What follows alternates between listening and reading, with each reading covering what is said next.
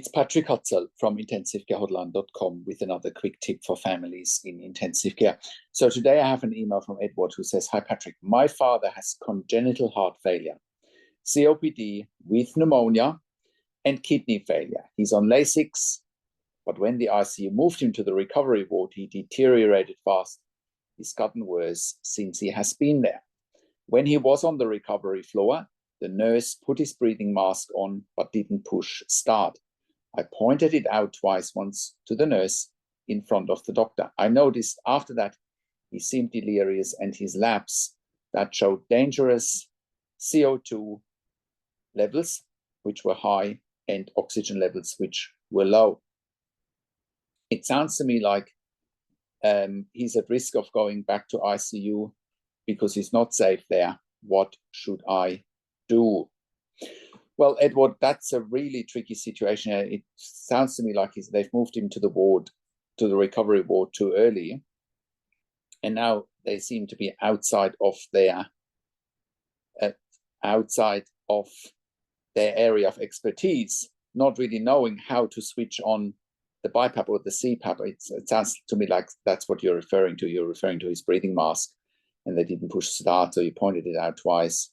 You noticed that he seemed delirious. Well, what probably happened is he's probably BiPAP or CPAP dependent. They probably don't have the skills and expertise to look after BiPAP or CPAP on the ward. It is, at the end of the day, an intensive care nursing skill. And now he's delirious because he's probably CO2 is through the roof and his oxygen levels are down, right? And that is what probably makes him delirious. Now,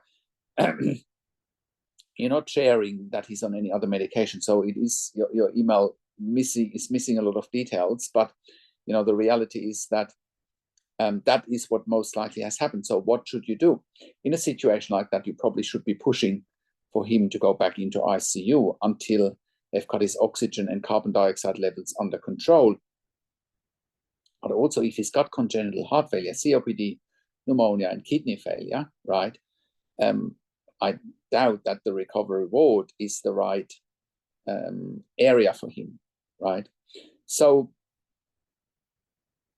you should be watching the space very closely, but you and your family probably also no longer feel confident that you can leave your dad alone there, because if you can't leave your dad alone there, what are they going to do with him?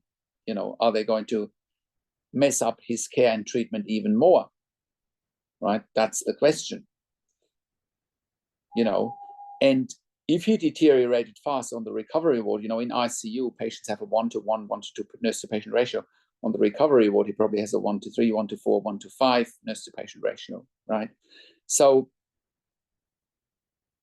the question here is he safe on the recovery ward? And the answer is probably no. He needs to go back into ICU, right? Especially if he still has heart failure, especially if he still has COPD with pneumonia and kidney failure. Right? If you think about it, kidney failure, that means fluids are not getting out, right? Which means fluids are pushing into the lungs and they're pushing into the hearts, and that's into the heart, and that's probably what gets him to deteriorate fast. Now, I don't know what medications he's on to manage that. You mentioned the Lasix, but is he on any other medications that strengthen the heart? Is he on any dopamine, milrinone, dobutamine? Is he needing vasopressors or inotropes? What are they doing to stabilize the heart failure? And what are they doing to deal with the COPD and the pneumonia? Is he still on antibiotics for the pneumonia, right? Have they done a chest X-ray to see whether the pneumonia has been cleared? And with COPD, he's definitely at higher risk of carbon dioxide retention, CO2 retention, and O2, and too low oxygen levels, which is exactly what's happening. So I would advocate for your dad to go back into ICU as quickly as possible until he's really ready to go to the ward. Because if he deteriorated fast on the ward, he's not ready to go to the ward. That's the bottom line, right? And something like high CO2 levels and low oxygen levels need to be managed in ICU and not on a recovery ward. Definitely not. There's a reason why ICU nurses have a different skill level compared to ward nurses. There's a big difference in terms of skill level. And it looks like the recovery ward is outside of their depth. So I hope that helps. I hope that helps Edward, and that answers your questions. You know, I have worked in critical care nursing for nearly 25 years in 3 different countries, where I worked as a nurse manager for over 5 years, and where I worked as a consultant and advocate for families in intensive care here at intensivcarehotline.com since 2013. And we've been consulting and advocating for families all over the world since 2013. And we have saved many lives for our clients with intensivcarehotline.com, and you can verify that on our testimonial section at intensivcarehotline.com. You can also verify it on our intensivcarehotline.com podcast section, where we've interviewed some of our clients. And we have helped hundreds and thousands of clients and members over the years. And that's why we've created a membership for families of critically ill patients in intensive care. And you can become a member if you go to intensivcarehotline.com. If you click on the membership link, or if you go to intensivcarehotline.com, if you go to intensivcaresupport.org directly, in the membership, you have access to me and my team 24 hours a day in a membership area and via email. And we answer all questions intensive care related. In the membership, you also have exclusive access to 21 ebooks and 21 videos that I have personally written and recorded. And in the and that will help you to make informed decisions, have peace of mind, control, power, influence, making sure your loved one gets best care and treatment.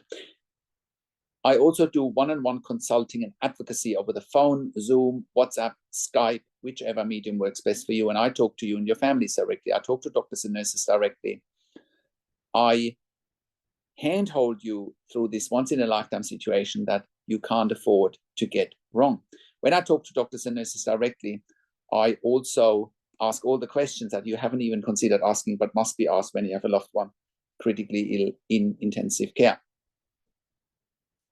I also represent you in family meetings with intensive care teams.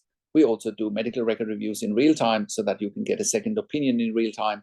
We also review medical records after intensive care if you have unanswered questions, if you need closure, or if you are suspecting medical negligence. And all of that you get at intensivcarehotline.com.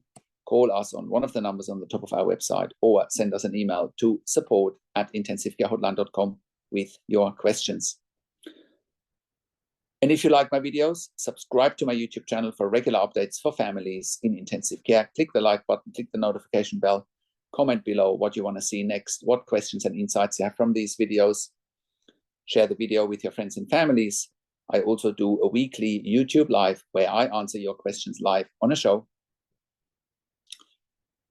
And if you are a subscriber to my YouTube channel, you will get notification for my YouTube lives. Or if you are a subscriber to my email newsletter at intensivcarehotline.com, you will also get an email notification for the YouTube live. Thank you so much for watching. This is Patrick Hutzel from intensivcarehotline.com, and I will talk to you in a few days. Take care for now.